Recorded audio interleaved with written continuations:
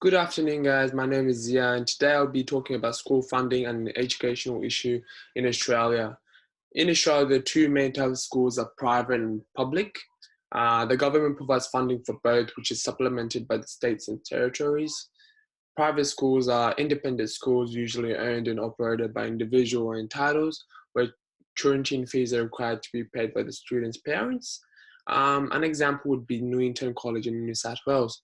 Public schools are government schools which provide free education for all children and are run by the Australian government. An example would be Baulkham Hills High School in Western Sydney. Issues with the current school funding system. The lack of funding for public school due to the Liberal coalition's cut of billions of funding over the years. As stated in the Gonski review, it has resulted in many children missing out due to lack of resources. Groups such as students with disability, disadvantaged groups, and from Aboriginal and Torres Strait Islander background has greatly been affected. Public schools educate two-thirds of children. However, the government has refused to boost funding while significantly increasing funding for private schools who educate only one-third of children in Australia. According to Marilyn Harrington, as shown in this graph, the funding for public schools has been quite low compared to non-government schools from 1990 to 2020. In the 1990s, roughly both private and public schools were in the 5 million range, while eventually non-government schools eventually increased in terms of funding, while government schools still stayed consistently low in terms of the funding they get from the government. Different ways of addressing the issues by political leaders. Liberal. The current Prime Minister Scott Morrison aims to cut $14 billion from public schools and hand billion extra to wealthy private schools. Impact: it will leave 99% of public schools below a national resource standard, while for private schools, 99% of schools will be at national standard or above it.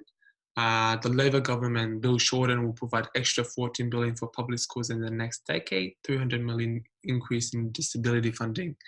In terms of its impact, it will help all schools reach the school resource standard. The Greens, similar to Labor government, Richard Di Natale, will provide an additional $24.5 billion for public school and $320 billion earmarked for capital works in public schools.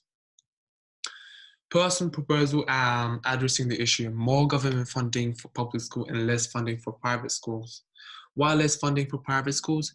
They teach one-third of students in Australia. Some private schools are getting funding which aren't necessary as they already have a great amount. Why fund more for public schools?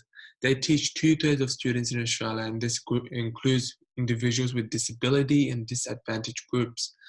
As public schools teach the greater number of students, they need more resources compared to private schools. With Scott Morrison's current funding arrangement, around 9 out of 10 public schools will not have enough funding to meet the needs of students by 2023.